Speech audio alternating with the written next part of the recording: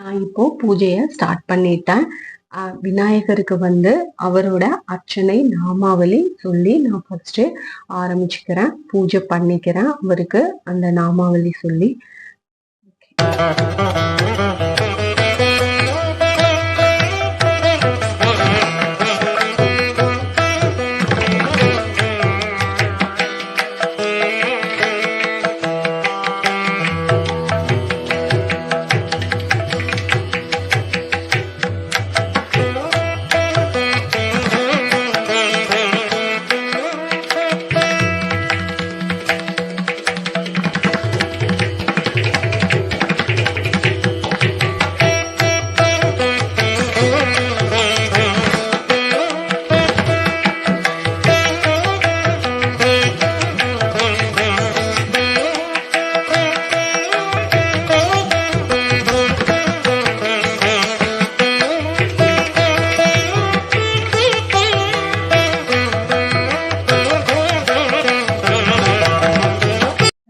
பிள்ளையாருக்கும் நாம அர்ச்சனை சொல்லி வழிபாடு செஞ்சுக்கலாம்.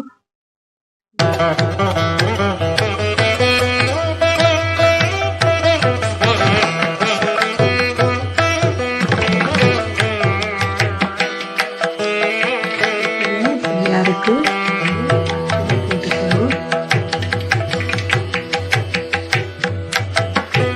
போல நம்ம கலசத்துக்கும் அச்சதை போட்டுக்கலாம்.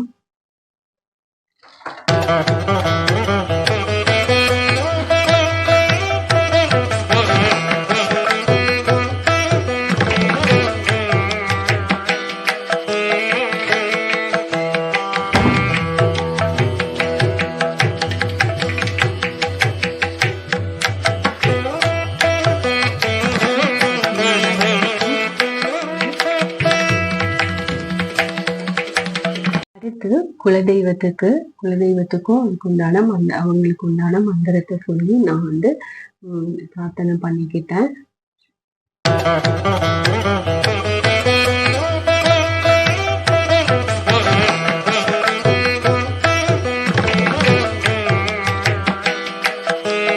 ஏன்னா நவகிரகங்களுக்கு நம்ம நவதானியம் வச்சிருக்கோம் இல்லையா, இப்போ இந்த நவதானியத்துக்கு நம்ம நவகிரகங்களோட மந்திரத்தை சொல்லி நாம பூக்களால அர்ச்சனை பண்ணிக்கலாம்.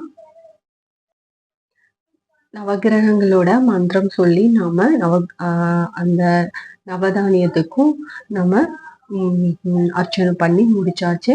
அடுத்து இப்ப வந்து நாம இது எல்லாமே முடிச்சிட்டோம். விநாயகருக்கும் வேண்டியாச்சு, அதுக்கப்புறம் குலதெய்வத்தையும் நல்லா வேண்டியாச்சு, அதுக்கப்புறம் நவகிரகத்தையும் நம்ம வந்து பூஜை பண்ணியாச்சு. இப்ப அடுத்து பாத்தீங்கன்னா அடுத்துதான் நாம வந்து சத்யநாராயணரை வந்து நாம பூஜிக்க போறோம். இதுல என்னன்னு பாத்தீங்கன்னா ஃபர்ஸ்ட் வந்து சத்யநாராயணருக்கு 108 அஷ்டோத்தர சத நாமாவளி இருக்கும். அதை பண்ணி இப்போ நான் வந்து துளசியால அர்ச்சனை பண்ண போறேன் அவருக்கு.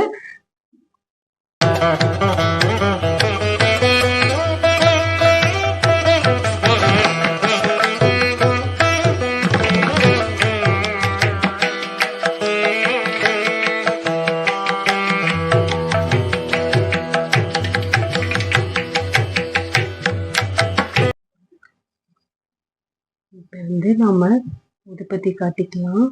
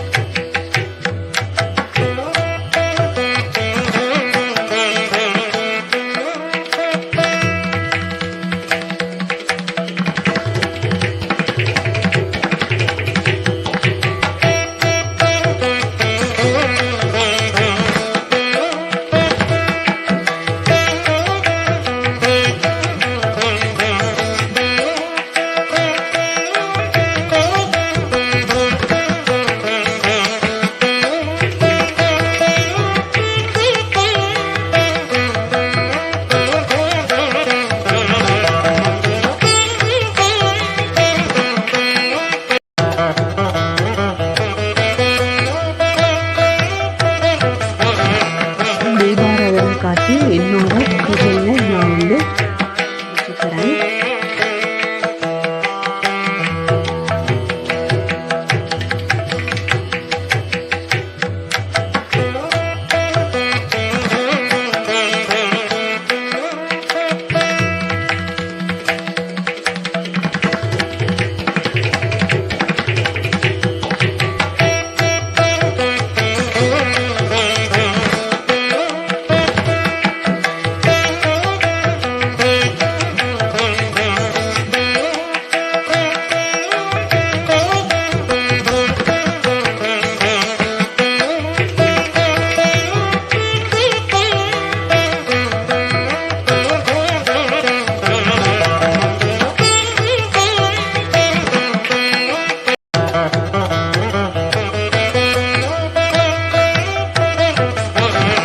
இவ்வளவுதான் நான் பண்ண சத்யநாராயண பூஜை.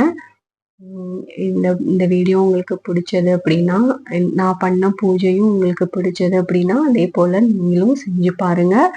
எனக்கு கமெண்ட்ல வந்து சொல்லுங்க கண்டிப்பா. அதே போல நான் ஏதாச்சும் விட்டிருந்தேன், முக்கியமான விஷயம் வந்து சொல்றதுக்கு விட்டிருந்தேன் அப்படின்னா, அடுத்த வீடியோல நான் கண்டிப்பா வந்து உங்ககிட்ட எல்லாத்தையுமே ஷேர் பண்றேன். சத்யநாராயணர் பூஜை பத்தி நிறைய இருக்கு. நான் கண்டிப்பா எல்லாத்தையும் உங்ககிட்ட ஷேர் பண்றேன். என்னோட சேனலுக்கு தொடர்ந்து சப்போர்ட் பண்ணுங்க, லைக் பண்ணுங்க, ஷேர் பண்ணுங்க, கமெண்ட் பண்ணுங்க, மறக்காம சப்ஸ்கிரைப் பண்ணுங்க. Thank you friends. மீண்டும் அடுத்த பதிவில் சந்திப்போம்.